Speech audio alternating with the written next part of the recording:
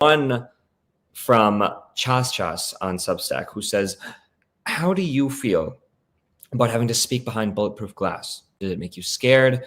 It just feels so dystopian that this is what is needed and where we're at now, Chas says.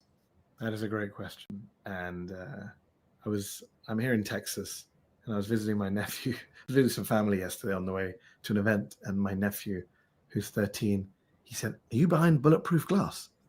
And I said, "Yeah." And he goes, "Wow, you're big enough to be shot. You've made it." which only a 13-year-old can say, which I thought made me laugh.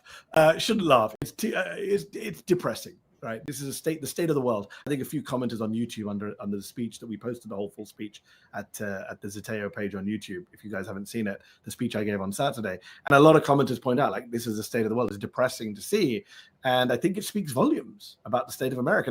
But yes, Charlie Kirk was killed in public in Utah, and that has made people take security much more seriously. But many Democrats have been also assassinated in their homes, like Melissa Hortman, and been the subject of death threats like Ilhan Omar.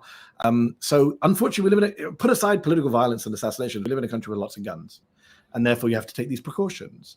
And this is the world we now live in. When the No Kings folks asked me to speak, the first question I asked them was, do you have bulletproof glass on stage? And they do. Let's just take the bigger picture, which is, to answer the question, it's depressing. It's something that we shouldn't have to consider. It's a real indictment of modern America and political violence in modern America, the incitement of violence. And I know everyone says, oh, it's both sides or it's the left. But, we know that the era of political violence coincided with one man coming down a golden escalator. That was Donald Trump in 2015.